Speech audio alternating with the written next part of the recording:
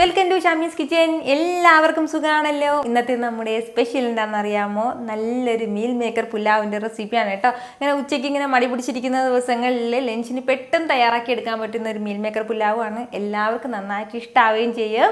അപ്പോൾ ഇതിൻ്റെ ഡീറ്റെയിൽസ് ഒന്നും മിസ്സാകാതിരിക്കാൻ വേണ്ടിയിട്ട് എല്ലാവരും സ്കിപ്പ് ചെയ്യാതെ കണ്ടേക്കണം. കൂടെ തന്നെ ഈ വീഡിയോ ഒന്ന് ലൈക്ക് ചെയ്യാനും നമ്മുടെ ഷമീസ് കിച്ചൻ ചാനൽ ഇതുവരെയും സബ്സ്ക്രൈബ് ചെയ്യാത്തവരാണെന്നുണ്ടെങ്കിൽ പ്ലീസ് ഒന്ന് സബ്സ്ക്രൈബ് കൂടി ചെയ്തേക്കണേ. എന്നിട്ട് ആ തൊട്ടടുത്ത് കാണുന്ന ബെല്ലൈക്കനിൽ ഓൾ മറക്കാതെ ഒന്ന് പ്രസ് ചെയ്തേക്കണം. ആ ഓൾ പ്രസ് ചെയ്താൽ മാത്രമേ ഞാൻ അപ്ലോഡ് ചെയ്യുന്ന വീഡിയോസ് എല്ലാം നിങ്ങൾക്ക് കറക്റ്റായിട്ട് നോട്ടിഫിക്കേഷൻ ലഭിക്കത്തുള്ളൂ.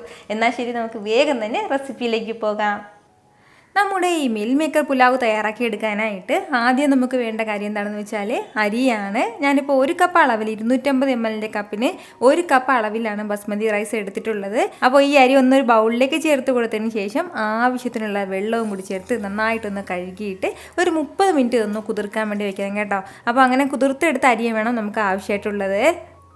ഈ ഒരു സമയം കൊണ്ട് നമുക്കിതിന് വേണ്ടിയിട്ടുള്ള ചെറിയൊരു മസാല കൂട്ടം തയ്യാറാക്കി എടുക്കാം. അപ്പോൾ അതിന് വേണ്ടിയിട്ട് മിക്സിയുടെ ചെറിയ ജാറിലേക്ക് ഇതുപോലെ ചെറിയൊരു പീസ് അളവിൽ ഇഞ്ചി എടുത്തിട്ടുണ്ട്. അത് നമുക്ക് ചെറുതായിട്ടൊന്ന് അരിഞ്ഞിട്ട് ഇതിലേക്ക് ചേർക്കാം. അതുപോലെ തന്നെ പിന്നെ വേണ്ടതാണ് വെളുത്തുള്ളി അലിയും കൂടി. അത്യാവശ്യം വലിയ വെളുത്തുള്ളി അലിയിൽ ഒരു 3 എണ്ണം എടുത്തിട്ടുണ്ട്. ചെറുതാണെന്നുണ്ടെങ്കിൽ ഒരു 7 വെളുത്തുള്ളി അലി ആവശ്യമായിട്ടുണ്ട്. കൂടെ പിന്നെ നമുക്ക് വേണ്ടതാണ് പച്ചമുളകും കൂടി. 2 വലിയ പച്ചമുളകാണ് കേട്ടോ എടുത്തിട്ടുള്ളത്. ഇനി നമുക്കിതിലേക്ക് വേണ്ട എന്താണെന്ന് വെച്ചാൽ കുറച്ച് മല്ലിയിലയും പുതിനയിലയും കൂടിയാണ്. അപ്പോൾ രണ്ടും കൂടി മിക്സ് ചെയ്ത് എടുത്തിരിക്കുന്നതാണ്. ഇതുപോലെ ഒരു കൈപ്പിടി അളവിൽ നമുക്ക് ആവശ്യമായിട്ടുണ്ട്. ഇനി നമുക്കിതിലേക്ക് ചേർക്കേണ്ടത് തൈരാണ്. ഒരു 1/4 കപ്പ് അളവിൽ തൈര് എടുത്തിട്ടുണ്ട് കേട്ടോ. നല്ല കട്ടിയായിട്ടുള്ള തൈര് വേണം ഇതിലേക്ക് ചേർക്കാനായിട്ട്. ഇത്രയും ആയിക്കഴിഞ്ഞാൽ പിന്നെ വേണ്ടത് 1 ടേബിൾ സ്പൂൺ അളവിൽ മുളക് പൊടിയാണ്. അത് ചേർക്കാം. കൂടെ തന്നെ അതുപോലെ 1 ടേബിൾ സ്പൂൺ അളവിൽ മല്ലിപ്പൊടിയും കൂടി.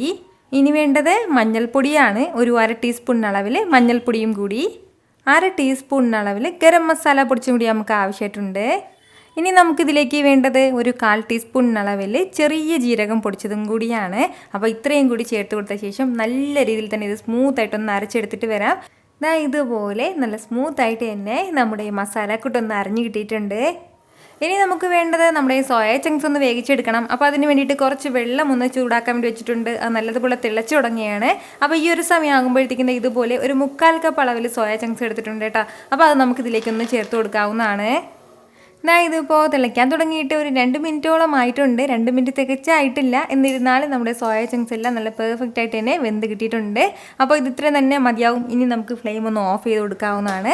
ഇനി വേണ്ടത് ഇതിലേക്ക് കംപ്ലീറ്റ് വെള്ളവും മാറ്റിയിട്ട് ഇതിലേക്ക് കുറച്ച് പച്ചവെള്ളമൊക്കെ ചേർത്തിട്ട് നല്ലതുപോലെ ഒന്ന് പിഴിഞ്ഞെടുക്കണം കേട്ടോ സോയ ചങ്ക്സ്. കാരണം അതിനുള്ളിൽ ധാരാളം വെള്ളം ഉണ്ടാവും. ആ വെള്ളം കംപ്ലീറ്റ് ആയിട്ടൊന്ന് മാറ്റിയിട്ട് നന്നായിട്ട് ഒന്ന് പിഴിഞ്ഞെടുക്കാം.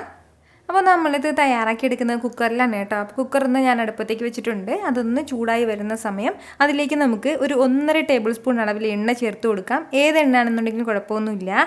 എണ്ണ ഒന്ന് ചൂടായി വരുമ്പോഴത്തേക്കും പിന്നെ ഇനി നമുക്കിതിലേക്ക് വേണ്ടത് ഒരു 3 ഏലക്കയും ചെറിയൊരു പീസ് അളവിൽ കറുവാപ്പട്ട, അതുപോലെ തന്നെ ഒരു തക്കോലും ഒരു 4 ഗ്രാമ്പൂവും എടുത്തിട്ടുണ്ട്. അത് നമുക്കിതിലേക്ക് ചേർക്കാം. ഇത് ഇത്രയും ചേർത്തിട്ട് ലൈറ്റായിട്ട് ഒന്ന് വഴറ്റി കൊടുക്കുകയാണ്. അപ്പോൾ ഇതൊന്ന് ചൂടായി കഴിഞ്ഞാൽ ഇനി നമുക്കിതിലേക്ക് വേണ്ടത് ഇതുപോലെ ചെറിയൊരു പീസ് അളവിൽ വഴനയില ചേർക്കുകയാണ്. അതുപോലെ തന്നെ ഒരല്പം അണ്ടിപ്പരിപ്പും മുന്തിരിങ്ങയും എടുത്തിട്ടുണ്ട്. അതും കൂടി ചേർക്കാം. അണ്ടിപ്പരിപ്പും മുന്തിരിങ്ങയൊക്കെ നമ്മുടെ ഇഷ്ടത്തിനനുസരിച്ചിട്ട് ചേർക്കാവുന്നതാണ്. ചെറുതായിട്ട് മാത്രം ഒന്ന് വഴറ്റി കൊടുത്താൽ മതിയാവും. ഒരുപാട് സമയത്ത് വഴറ്റി അതിൻ്റെ കളറൊന്നും മാറ്റണം എന്നുള്ള ആവശ്യമില്ല. ഇപ്പോൾ നമ്മുടെ ഈ മുന്തിരിയെല്ലാം നന്നായിട്ടൊന്ന് ചൂടായി തുടങ്ങിയിട്ടുണ്ട്. ഈ ഒരു സമയം ഇനി നമുക്ക് വേണ്ടതാണ് മീഡിയം സൈസിൽ ഒരേ ഒരു സവാള ഒന്ന് ഇതുപോലെ നീളത്തിലൊന്ന് അരിഞ്ഞെടുത്തിട്ടുണ്ട്. അത് ചേർക്കാം. സവാള ചേർത്ത് കൊടുത്ത ശേഷം വീണ്ടും നന്നായിട്ടൊന്ന് വഴറ്റി കൊടുക്കുകയാണ്. ഫ്ലെയിം ഈ സമയത്തെല്ലാം നമുക്കൊന്ന് മീഡിയത്തിൽ തന്നെ വെച്ചിരിക്കാവുന്നതാണ്. സവാള എല്ലാം ഇതുപോലെ ഒന്ന് ചൂടായി കഴിഞ്ഞാൽ ഇനി നമുക്കിതിലേക്ക് വേണ്ടത് ചെറിയ തക്കാളിയിൽ ഞാനിപ്പോൾ ഒരു 2 തക്കാളി ഇതുപോലെ ചെറുതായിട്ടൊന്ന് അരിഞ്ഞെടുത്തിട്ടുണ്ട്. അതും കൂടി തക്കാളിയും ചേർത്ത് കൊടുത്ത ശേഷം വീണ്ടും നന്നായിട്ടൊന്ന് വഴറ്റി കൊടുക്കുകയാണ്. തക്കാളി എല്ലാം ഒന്ന് വെന്ത് തുടങ്ങട്ടെ. ഇപ്പോൾ നമ്മുടെ ഈ തക്കാളി എല്ലാം ഒന്ന് വെന്ത് കുഴഞ്ഞു തുടങ്ങിയിട്ടുണ്ട്. അപ്പോൾ ഈ ഒരു സമയം ആകുമ്പോഴത്തേക്കും ഇതിലേക്ക് നമ്മൾ നേരത്തെ തയ്യാറാക്കി വെച്ചിരിക്കുന്ന നമ്മുടെ മസാലക്കൂട്ട് ചേർക്കാവുന്നതാണ്. മസാലക്കൂട്ടെല്ലാം ചേർത്ത് കൊടുത്ത ശേഷം വീണ്ടും നന്നായിട്ട് ഇതെല്ലാം കൂടി ഒന്ന് ഇളക്കി യോജിപ്പിച്ച് കൊടുക്കാം. അപ്പോൾ ഇതിൻ്റെയൊക്കെ ഒരു പച്ചമണം മാറുന്നത് വരെ പിന്നീട് നമ്മളിതൊന്ന് വഴറ്റി കൊടുക്കേണ്ടതായിട്ടുണ്ട്. വെള്ളമൊന്നും ഈ ഒരു സമയം ചേർക്കാൻ വേണ്ടി പാടില്ല. ഫ്ലെയിം ഈ സമയത്തെല്ലാം ഒന്ന് മീഡിയത്തിൽ തന്നെ വെച്ചിരിക്കാവുന്നതാണ്. സാധാരണ കുറച്ച് പേർക്കെങ്കിലും ഈ സോയ ചങ്ക്സ് ഇഷ്ടമില്ലാത്തവരുണ്ടാകും. പക്ഷെ നമ്മൾ ഇതുപോലെ ഒരു പുലാവ് നിങ്ങൾ തയ്യാറാക്കി കൊടുത്ത് നോക്കൂ, അവരിങ്ങനെ അറിയാതെ കഴിച്ചു പോകും കേട്ടോ. ഒരു പ്രത്യേക ടേസ്റ്റിലാണ് കേട്ടോ നമുക്കിത് കിട്ടുന്നത്. വളരെ എളുപ്പമാണ് തയ്യാറാക്കി എടുക്കാനായിട്ട്. എല്ലാം നമ്മുടെ വീട്ടിലുള്ള ചേരുവകൾ തന്നെയാണ്.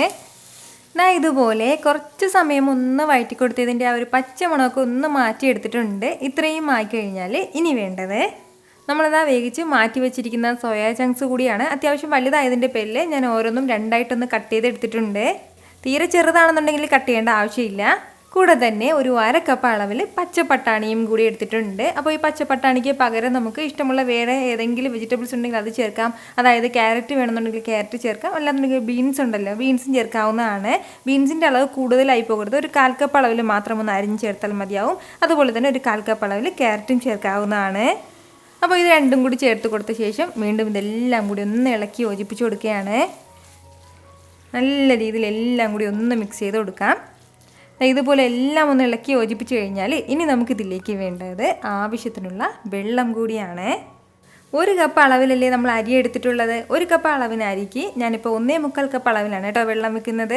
അപ്പോൾ ഓരോ അരിക്കിടെ അളവിനനുസരിച്ചിട്ട് വേവിനനുസരിച്ചിട്ട് വെള്ളത്തിൻ്റെ അളവിൽ വ്യത്യാസം ഉണ്ടാവും. നമ്മളിപ്പോൾ മുമ്പ് തയ്യാറാക്കിയിട്ടുള്ള റൈസ് ആണെന്നുണ്ടെങ്കിൽ അതിൻ്റെ അനുസരിച്ചിട്ടുള്ള വെള്ളം വെക്കാവുന്നതാണ് കേട്ടോ. ഞാനിപ്പോൾ എടുത്തിട്ടുള്ളത് പോസ്റ്റ്മാൻ ബിരിയാണി റൈസാണ്. കൂടെ തന്നെ ഇതിലേക്കും ആവശ്യമായിട്ടുള്ള ഉപ്പും കൂടി ചേർത്ത് കൊടുക്കാം. ഇനി നമുക്ക് ഇതെല്ലാം കൂടി വീണ്ടും ഒന്ന് ഇളക്കി യോജിപ്പിച്ച് കൊടുക്കാവുന്നതാണ്. ഇനി ചെറുതായിട്ട് ഒന്ന് തിളച്ച് തുടങ്ങട്ടെ. വെള്ളമൊക്കെ നല്ലതുപോലെ ഒന്ന് ചൂടായി തിളച്ച് തുടങ്ങുകയാണ്. അപ്പോൾ ഈ ഒരു സമയമാകുമ്പോഴത്തേക്ക് നമ്മൾ കുതിർത്ത് മാറ്റി വെച്ചിരിക്കുന്ന അരി ചേർത്ത് കൊടുക്കാം. വെള്ളമൊക്കെ പാടെ മാറ്റിയിട്ട് വേണം അരി ചേർക്കാനായിട്ട്. അരി കംപ്ലീറ്റും ചേർത്ത് കൊടുത്തു കഴിഞ്ഞാൽ വീണ്ടും ഇതെല്ലാം കൂടി ഒന്ന് മിക്സ് ചെയ്ത് കൊടുക്കുകയാണ്. അപ്പോൾ ഈ ഒരു അരിക്ക് പകരം നമുക്കിതിലേക്ക് ജീര റൈസ് എടുക്കാം, അല്ലാന്നുണ്ടെങ്കിൽ കൈമ റൈസ് എടുക്കാവുന്നതാണ് കേട്ടോ. ഇതുപോലെ എല്ലാം കൂടി ഒന്ന് മിക്സ് ചെയ്ത് കൊടുത്തിട്ടുണ്ട്. ഈ ഒരു സമയം നിങ്ങൾ ഉപ്പെല്ലാം ഒന്ന് ടേസ്റ്റ് ചെയ്ത് നോക്കിയേക്കണം. ഉപ്പ് കുറവാണെന്നുണ്ടെങ്കിൽ ഇപ്പോൾ ഒന്ന് ഉപ്പ് ചേർത്ത് കൊടുത്തേക്കണം. അപ്പോൾ ഇനി നമുക്ക് ലാസ്റ്റ് വേണ്ടത് എന്താണെന്ന് വെച്ചാൽ ഇതുപോലെ ഒരല്പം നെയ്യും കൂടിയാണ്. അപ്പോൾ ഞാനിപ്പോൾ 1 ടേബിൾ സ്പൂൺ നിറയെ നെയ്യ് എടുത്തിട്ടുണ്ട്, അത് ചേർക്കാം. ഇനി നമുക്ക് വേണ്ടത് ഇതൊന്ന് വേവിച്ചെടുക്കാനായിട്ട് ഇതൊന്ന് കുക്കറിൻ്റെ അടപ്പ് വെച്ച് അടച്ചതിന് ശേഷം ഒരു 2 വിസിൽ വരുന്നത് വരെ മീഡിയം ഫ്ലെയിമിൽ ഒന്ന് വേവിച്ചെടുക്കാം. എന്നാൽ ശരി, ഇതിങ്ങനെ ഇരുന്ന് 2 വിസിൽ വരട്ടെ. ഇപ്പോൾ ഇതിൽ ഒരു 2 വിസിൽ വന്നിട്ടുണ്ട്. അപ്പോൾ ഇത് ഇത്രയും തന്നെ മതിയാവും. ഇനി നമുക്ക് ഫ്ലെയിം ഒന്ന് ഓഫ് ചെയ്ത് കൊടുക്കാവുന്നതാണ്. ഇനി നമുക്ക് വേണ്ടത് ഇതിപ്പോൾ തന്നെ ഇങ്ങനെ ഇതിലെ പ്രഷറൊന്നും കളയാൻ വേണ്ടി നിൽക്കരുത്. ഇതിലെ കംപ്ലീറ്റ് പ്രഷറും ഇങ്ങനെ ഒന്ന് പോയതിന് ശേഷം മാത്രമേ ഇത് തുറക്കാൻ വേണ്ടി പാടുള്ളൂ. അപ്പോൾ മാത്രമേ നമ്മുടെ റൈസ് എല്ലാം നല്ല പെർഫെക്റ്റ് ആയിട്ട് വെന്ത് കിട്ടുള്ളൂ കേട്ടോ. എന്നാൽ ശരി, ഇതിലെ കംപ്ലീറ്റ് പ്രഷറും ഒന്ന് പോകട്ടെ.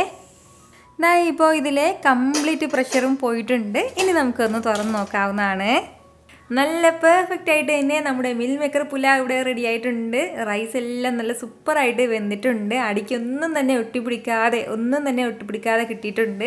ഈ ഒരു രീതിക്ക് നിങ്ങൾ മീൽ മേക്കർ പുലാവ് തയ്യാറാക്കി നോക്കൂ. നിങ്ങളുടെ ഫേവറേറ്റ് ആയിട്ടുള്ള പുലാവിൽ ഉറപ്പായിട്ടും ഒന്ന് ഇതായിരിക്കും കേട്ടോ. അപ്പോൾ അടുത്ത പ്രാവശ്യം മീൽ മേക്കർ സോയ ചങ്ക്സ് ഒക്കെ വാങ്ങുമ്പോഴത്തേക്കും ഇതുപോലെ ട്രൈ ചെയ്ത് നോക്കിയേക്കണം. എത്ര സിമ്പിളായിട്ടാണല്ലേ നമ്മുടെ ഈ മീൽ മേക്കർ പുലാവ് നമ്മൾ തയ്യാറാക്കി എടുത്തിട്ടുള്ളത്. അപ്പോൾ ഇതിൻ്റെ കൂടെ സൈഡായിട്ട് നല്ലൊരു തൈര് ചട്നി മാത്രം മതിയാവും, വേറെ ഒന്നും അത്യാവശ്യമില്ല.